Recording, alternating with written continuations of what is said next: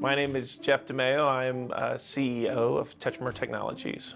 So when I graduated from Clemson University, I was looking for a job in the Southeast, and my degree was in material science and engineering. And so we were looking around, and there weren't a lot of opportunities, much better than there were, 40 years ago. But most of the jobs that I was looking at were in New York, California, places like that. And I did get a job offer working in Atlanta with a very large chemical company. It was a really good opportunity.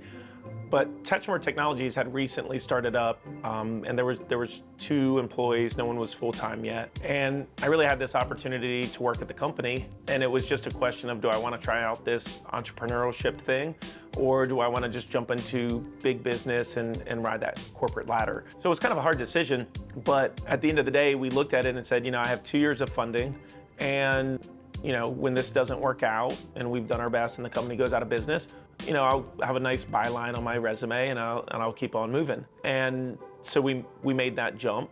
At the time we were at Tetramer, we did everything from running phone lines. If we wanted to transfer a car from one office to another office, we would actually go into the communications room and actually rewire and go to the new office and then pick up the phone there. And so it was a classic small business. Over time, we've continually reinvested in the company and grown the company from that 4 people up to 25 people. And that's just been done through continual reinvestment and looking at the long game of saying, what do we have to do to have a real advanced materials lab in South Carolina?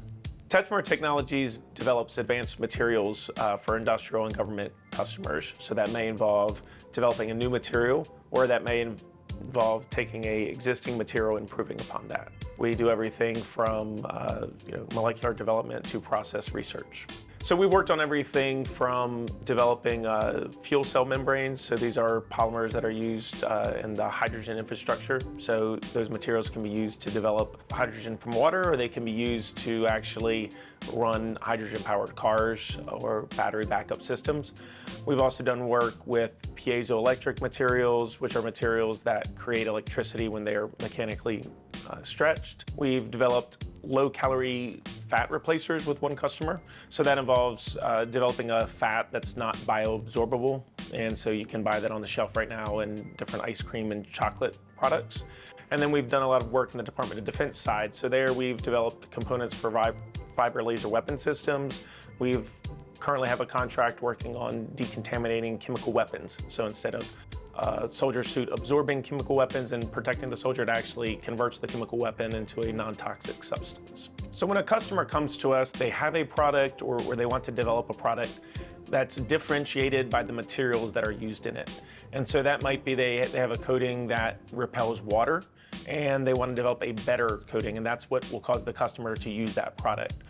Or it may be that they have a material that provides better performance, but nobody may know that the material is actually in their product. And they will come to us and say, they'll give us a set of specifications and say, can you make this material? And we'll always come back and say, on the business side, what's the cost that you can afford? What are the volumes that you need?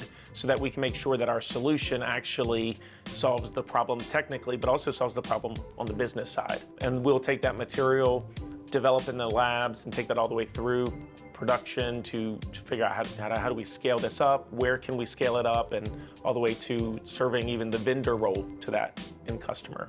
One of the things that separates Tetramer's research and development work from a lot of other, whether it's a university or other companies or consultants that have deep expertise, we are very focused on developing commercially viable technologies. And when I say that, what I mean is if you go talk to one of our scientists in the lab, whether it's a PhD chemist or a BS chemist that's been at Tetramer for 1 year, they're going to understand that the solutions we provide, the framework when we think of solutions, it has to be within the cost specs, right? We'll ask a customer when they come to us with a technology, how much can you afford? And that sounds like we're trying to figure out how much can we charge. But the question is, can I use diamond dust in my solution? Or, am I just going to use clay? And we've had projects that we actually did use diamond dust in the solution. So that's an important thing to understand. And we'll look at our solution space and say, does this have to go through regulatory? Do I have to get permission from the EPA to produce this? So when someone comes to us and say, we want you to help us develop a material, We're going to work on developing a commercially viable material that will solve your technical solution. When we solve that solution, you're able to implement that into your application space. My name is Jeff DiMaio, and these are my notes on innovation.